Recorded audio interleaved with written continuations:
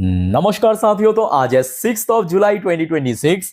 दोस्तों, बाजार जो है back to back 4 trading session से रिकवर कर रहा है और अगर मेरा अनुमान सही निकला, कल 5वां ट्रेडिंग सेशन यानी मंगलवार भी मार्केट रिकवर कर सकता है। बट एक छोटा सा इशू क्या है कि कल निफ्टी 50 की वीकली एक्सपायरी है।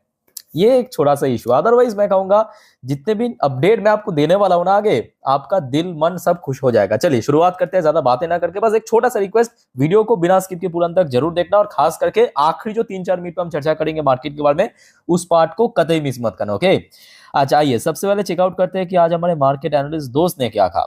देखिए, आज इस टॉपिक को कवर किया LKP सिक्योरिटीज की तरफ से एक मार्केट एनालिस्ट ने।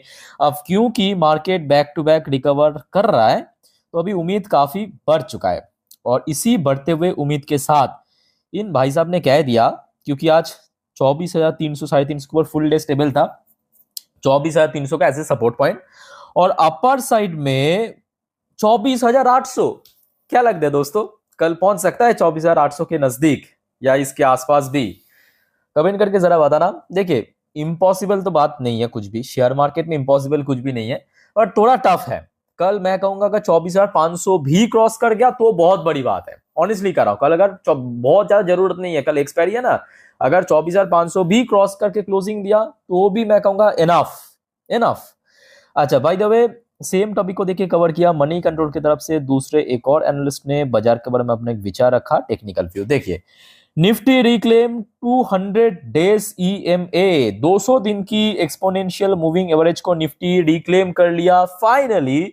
बुल्स आई अप्रैल हाई, तो अप्रैल पे जहां पे हाई टच किया, अभी अगला टारगेट सेकंड एनालिस्ट के हिसाब से वो है नेक्स्ट, मतलब अप्रैल की हाई, मतलब वही 25,550 के अराउंड। अच्छा, bank Nifty maintain strong underlying bullish structure back to back 2 दिन थोड़ा करेक्शन होने के बाद बैंक निफ्टी भी अभी मूव कर रहा है और अगला जो की लेवल रहेगा बैंक्स के लिए 58,700। अच्छा, नीचे देखिए कुछ रेंज मेंशन किया वैसे, जैसे कि अगर अपर साइड में मूव दिया तो अप्रैल की जो हाई है यानी 24,600, ये अगला रेजिस्टेंस बनेगा। लोअर साइड में सपोर्ट मेंशन किया 24,300 से लेकर 24,200 और अपर साइड में अगर 24,600 क्रॉस करके निकल गया तो 24,750 से लेकर 24,800 तक भी, इवन 25,000 की टारगेट भी यहाँ पे दे दिया। तो दूसरा एनालिस्ट जो है काफी ज्यादा ऑप्टिमिस्टिक है मार्केट के बारे में, बट मेरे हिसाब से ठीक है, धीरे धीरे करके मार्केट को आगे बढ़ना चाहिए क्योंकि FIs की भी फ्लो आ चुका है मार्केट में। लास्ट डे भी हमने देखा, इवन आज भी आपको मैं दिखाऊंगा, आज भी इनफ्लो हुआ है FIs की। ठीक है, खैर दोस्तों, इस बारे में हम इस वीडियो की आखिरी 3-4 मिनट में थोड़ा डिटेल में चर्चाएं करेंगे। अब चलिए कुछ इंपॉर्टेंट जानकारी आपके साथ में शेयर करता हूं, एक्सप्लेन करता हूं, थोड़ा पेशेंसफुली देखिए, सुनिए, समझते जाइए। सबसे पहला जो रिपोर्ट आ रहा है, मॉर्गन स्टैनली, आपने नाम सुना होगा, मॉर्गन स्टैनली का ही एक एनालिस्ट है, इनका नाम है रिधम देसाई।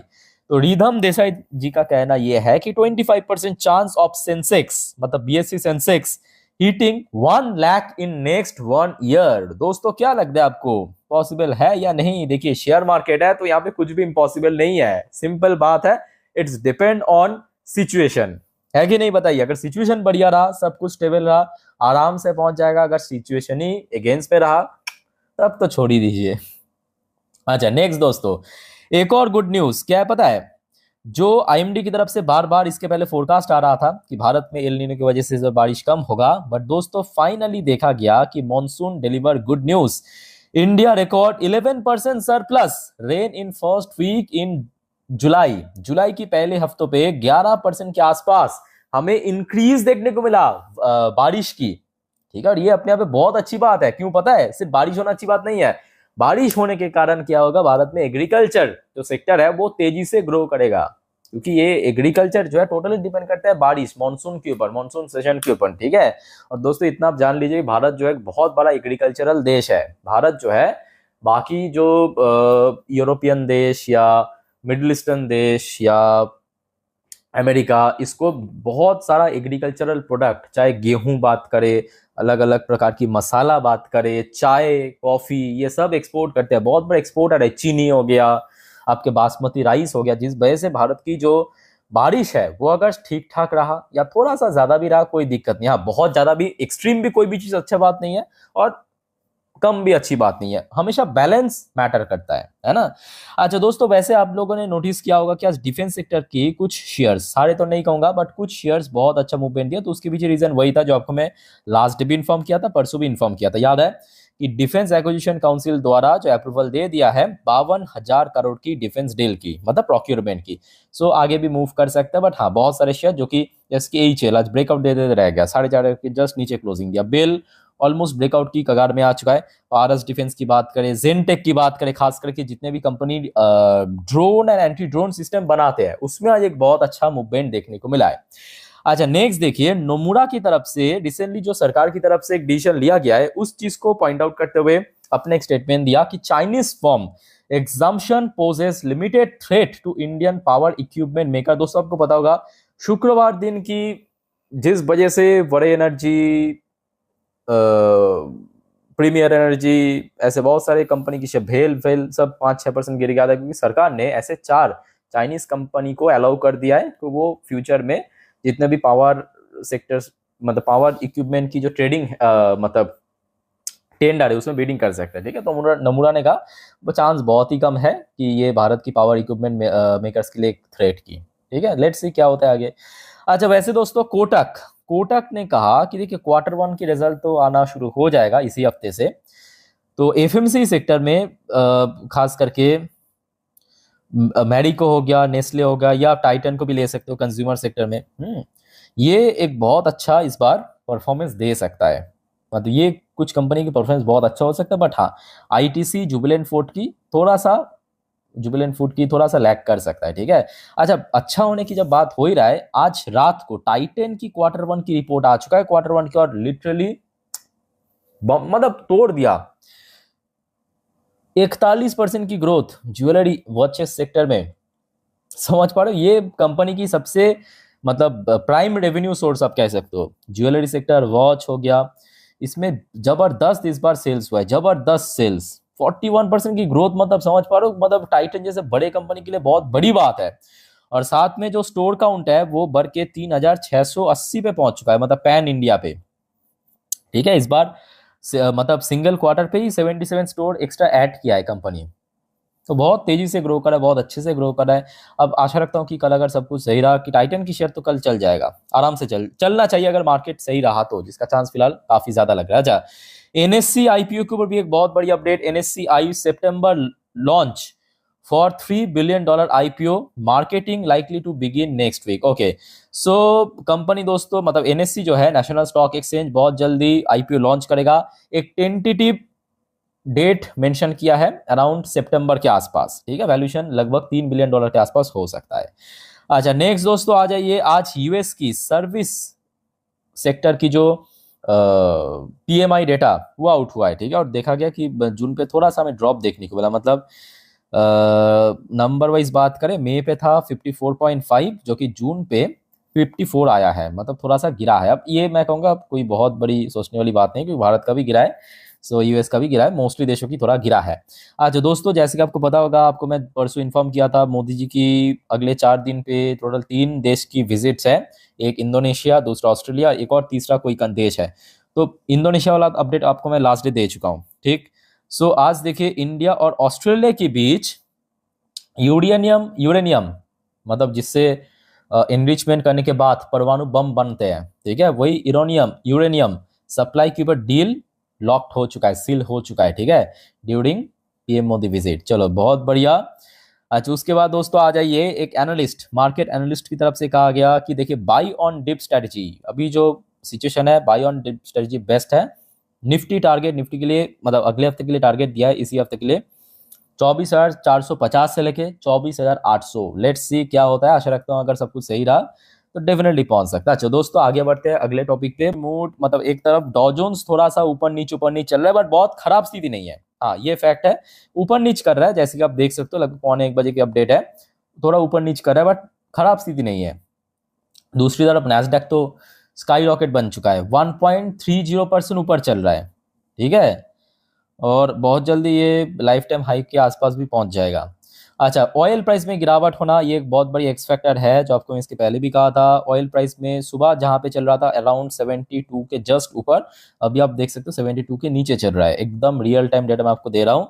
अच्छा, गोल्ड प्राइस की बात करें, gold price back to back recover कर रहा है, अभी लगभग 0.84% पॉजिटिव में चल रहा है। गोल्ड के साथ साथ सिल्वर, गोल्ड की छोटा भाई सिल्वर भी रिकवर कर रहा है, ऑलमोस्ट 1.63% ऊपर चल रहा है। बट हाँ, अभी एक्चुअली बहुत रिकवर होना बाकी है, बहुत गिर भी गया था, ये भी फैक्ट है। अच्छा, यूएसडी टू आईएनआर की बात करें तो लगभग स्टेबल है, इसमें कोई बहुत बड़ा चेंजेस देखने को नहीं मिल रहा है। अच्छा, कुछ इंडियन कंपनी की एडीआर वर्जन में पोजीशन थोड़ा नोट करना। विप्रो एडीआर वर्जन लगभग 1.86% नीचे चल रहा है। अच्छा, इन्फोसिस की एडीआर वर्जन लगभग 1.5% के आसपास नीचे है। बट दूसरी तरफ बैंक की पोजीशन बहुत तगड़ा, 1.93% पॉजिटिव में आईसीआईसी बैंक की एडीआर वर्जन, और एचडीएफसी बैंक की एडीआर वर्जन ऑलमोस्ट 6.5% ऊपर चल रहा है। वैसे आज एचडीएफसी बैंक इंडियन मार्केट में भी 3% ऊपर, और last day Friday US market close था, इंडियन मार्केट ओपन था, तो उसका जो एडजस्टमेंट वो भी हमें देखने को मिल रहा है। ठीक है, आइए अब चेकआउट करते हैं हमारे गिफ्ट निफ्टी क्या सिग्नल दे रहा है। अच्छा, एक बार मैं ना रिफ्रेश कर लेता हूं तो वो बेटर रहेगा, जस्ट अ मिनट। ये लीजिए, देखिए, 1 मिनट रुक जाइए, अभी 10:16 है तो टाइम उसके आसपास होना चाहिए। हाँ चलो सही है। ये देखिए, रियल टाइम डेटा 10:15 की अपडेट, अप्रोक्सीमेटली 16 मिनट की अपडेट, 24,572 पॉइंट पे चल रहा है। मतलब आज दोपहर को जब इंडियन मार्केट बंद हुआ था, उस टाइम पे जो गिफ्ट निफ्टी की क्लोजिंग पोजीशन था, वहां से 80 पॉइंट ऊपर चल रहा है। ठीक है, सो आशा रखता हूं अगर कल सुबह तक दोस्तों ऐसा ही माहौल रहा तो मार्केट रिकवर जरूर करेगा। इवन निफ्टी 24,500 को एक ना एक बार तो क्रॉस करने की कोशिश जरूर करेगा। बट हाँ, डिपेंड करता है कल सुबह माहौल कैसा है। ठीक है, सो दोस्तों मैं एक काम करूंगा, मैं अपने इंस्टाग्राम स्टोरी में सुबह मार्केट ओपन होने से पहले गिफ्ट निफ्टी की फ्यूचर, सुबह की जो क्रूड ऑयल की प्राइस है दे दूंगा। सिर्फ आप एक बार मेरे इंस्टाग्राम स्टोरी चेक कर लेना, जिसका लिंक आपको इस वीडियो के ठीक नीचे डिस्क्रिप्शन बॉक्स में मिल जाएगा। क्लियर, चलो आगे बढ़ते हैं दोस्तों। अच्छा, एफआईएस अभी खरीद रहा है, एफआईएस अभी खरीदेगा भी, क्योंकि geopolitical tension down, oil price down, market stability up, FIs in 243 crore आज भी खरीदा है। शुक्रवार भी हमने देखा था 1300 करोड़ के ऊपर खरीदा था। इवन आज डीआईएस ने भी खरीदा है। डीआईएस आज लगभग 3,791 करोड़ के आसपास शेयर परचेस किया। तो कहीं ना कहीं देखा जाए दोस्तों, मार्केट के लिए एक बहुत ही पॉजिटिव संकेत जा रहा है कल। अब क्योंकि कल एक्सपायरी है ना, तो जिस वजह से मैं थोड़ा सा, बहुत ज्यादा नहीं बट स्लाइटली डाउटफुल भी हूं कि कल निफ्टी कितना कुछ कर पाएगा। बट ठीक है, कोई दिक्कत नहीं है, सिग्नल पॉजिटिव मिल रहा है। अच्छा, वैसे आज TA35 मतलब इसराइल की टॉप इंडेक्स आज 1% ऊपर आके क्लोजिंग दिया। अच्छा, एक और बात दोस्तों, कुछ इंपॉर्टेंट जियोपॉलिटिकल अपडेट्स भी है, मैं आपको आज रात की 12 बजे की वीडियो दे दूंगा। ठीक है, आप अगर जल्दी सो जाते हैं सर कोई इशू नहीं है, सुबह उठ के चेकआउट कर लेना, इंपॉर्टेंट है। ठीक है, और चैनल को सब्सक्राइब करके ना मिल जाएगा आपको इस चैनल पे। अच्छा दोस्तों, देखिए मार्केट के बारे में जितने भी इंपॉर्टेंट अपडेट है मैं आपको दे चुका हूँ। चलिए मार्केट एनालिसिस वाला पार्ट के ऊपर आपको लेके चलता हूँ। तो आपके सामने मैं ओपन कर लिया निफ्टी 50 की 3 महीने की कैंडलस्टिक चार्ट पर। अब जो बात आपका बताने जा रहा हूँ ध्यान से सुनना। कल आपको मैं कुछ कहा था, क्या कहा था याद कीजिए, थोड़ा याद कीजिए। यहाँ पे मैं गोल्डन क्रॉसओवर की कुछ बात कहा था, याद आ रहा है थोड़ा थोड़ा? हाँ चलो, याद आ रहा है तो बढ़िया। अच्छा, गोल्डन क्रॉसओवर मतलब यहाँ पे आप देख ही सकते हो, जो ब्लू कलर की लाइन वो फाइनली ऊपर आ चुका है, मतलब 20 डेज की में ऊपर आ चुका है, और रेड कलर की लाइन देखिए नीचे आ चुका है। ठीक है, तो ये क्या है, एक्सपोनेंशियल मूविंग एवरेज, बेसिकली कुछ इंडिकेटर जिसके द्वारा पता चलता है कि कहाँ पे अगला रेजिस्टेंस या सपोर्ट बन सकता है। ओके, अच्छा अब आ जाइए दोस्तों, थोड़ा सपोर्ट एंड रेजिस्टेंस को डिफाइन करते हैं। सबसे इंपॉर्टेंट फैक्टर क्या है कि कल ओपनिंग बहुत मैटर करेगा।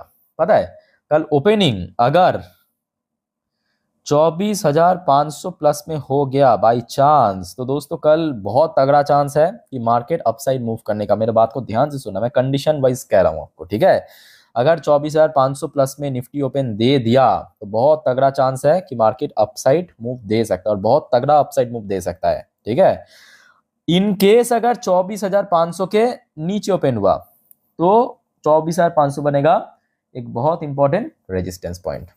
यहाँ पे दो बात आपको मैं कहा, दो कंडीशन वाइज ओपनिंग की। ठीक है, सो एक बार मैं आपको एक बार शॉर्ट में लिख के देता हूँ जल्द से जल्द। कल अगर 500 प्लस में ओपन हुआ, ये नंबर 1 कंडीशन। तो 24,500 से लेके 24,000 साढ़े चार सौ ये बनेगा नीचे की तरफ बेस लेवल, सपोर्ट लेवल। समझ आ रहा है मेरे बात? अगर इस लेवल पे ओपन हुआ 24,500 प्लस में, वो कुछ भी हो सकते हैं, 24,515 हो सकते हैं, 24,550 हो सकता है, कुछ भी हो, डिपेंड करेगा सुबह, ठीक है। सो सपोर्ट बनेगा ये लेवल, ठीक है। अब उस पॉइंट ऑफ व्यू से अपर साइड में रेजिस्टेंस जो बनेगा वो बनेगा 24,600। क्यों, मैं आपको समझा देता हूँ। 24,600 क्यों बनेगा? क्योंकि अप्रैल के महीने पे हमने देखा था, थोड़ा नोट करना, अप्रैल के महीने पे 24,600 ये जो लेवल है, ये और कोई नहीं बल्कि अप्रैल की हाई है। जब मार्केट रिकवर करा था ऑलमोस्ट 24,600 को निकल गया था, ठीक है। उसके बाद हमने देखा फिर से गिरावट हो गया, तो ये अगला रेजिस्टेंस कब? जब 24,500 प्लस में ओपन होगा। अब आ जाइए दूसरे कंडीशन। दूसरे कंडीशन मतलब मान लीजिए कि कल 24,500 के नीचे ओपन हुआ, ठीक है, नीचे ओपन हुआ, हो सकता है 24,500 24,480 में ओपन हुआ, या 24,000 450 में ओपन हुआ, ठीक है, मतलब 24,500 के नीचे कुछ भी नंबर पे ओपन हो सकता है। तो सपोर्ट पॉइंट बनेगा नीचे की साइड में 24,350 से लेके 400, ठीक है। और तब अपर साइड में रेजिस्टेंस बन जाएगा ऊपर की तरफ 24,500 से लेके 550। आई थिंक कि आपको मेरा बात अच्छे से समझ आ चुका है। मैं आपको कंडीशन माफिक डिटेल में समझा दिया, सिंप्लीफाई करती, मतलब एकदम जितना सिंपल हो सके मैं आपको समझाने की कोशिश किया, ठीक है। अच्छा, अब आ जाइए आपके बैंक निफ्टी।